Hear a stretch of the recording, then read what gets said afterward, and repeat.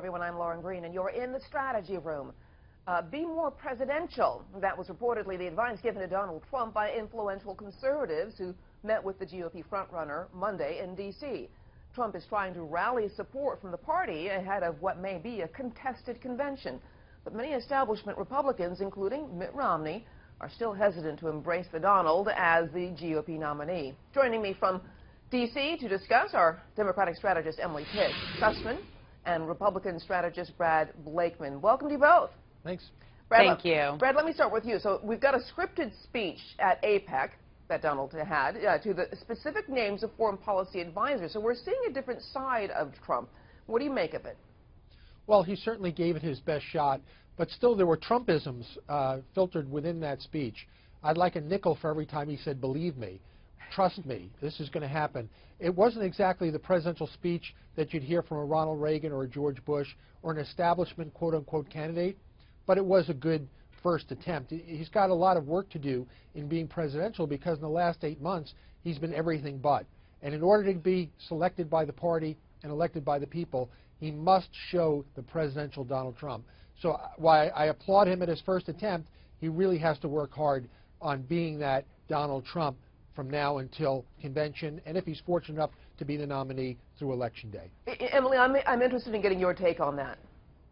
Yeah, I mean, it was definitely a first attempt. I wouldn't say it was a great first attempt. I mean, he does know that, look, I don't think he ever really thought that he would be the nominee. Like, running from behind and yet still winning seems to be his brand, but it's never like he was running like he was trying to be the president. And the moves that he pulled yesterday and the things that he had scheduled were a little bit off-brand for him, but then on-brand and kind of weird. Like, he held a meeting with the Washington Post editorial board. They released the full transcript of that meeting. I mean, I recommend everyone reading it. It was bizarre. Like, he was all over the place. He did name a couple of foreign national security advisors. Many of them have said they've never spoken to him before. And then he went on to hold a press conference in front of his upcoming hotel opening that was just like a promotion for his hotel. So it was a very strange day overall. I don't think that he fully got to, like, level of presidential. Oh, Brad, former rival turned Trump supporter Ben Carson spoke of two Donald Trumps. So is this sort of more evidence of that? Well, I think there are several Donald Trumps. The problem is you never know which one's going to show up. And Donald Trump needs more discipline.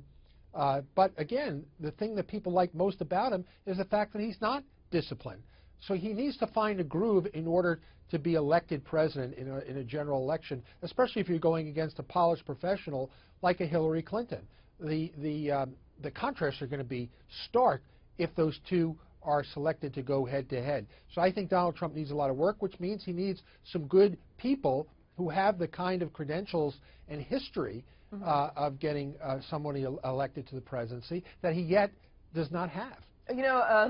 Emily, look, I mean, I think that's right, but I also think that he has to want it. Like, he has to want advice. He wants it. A week ago, well, I mean, when he was asked just a week ago who, he listens to on national security and foreign policy, he said, me, myself, like all this bravado that people have really tended towards. So, like, he actually has to acknowledge that he needs help and take advice.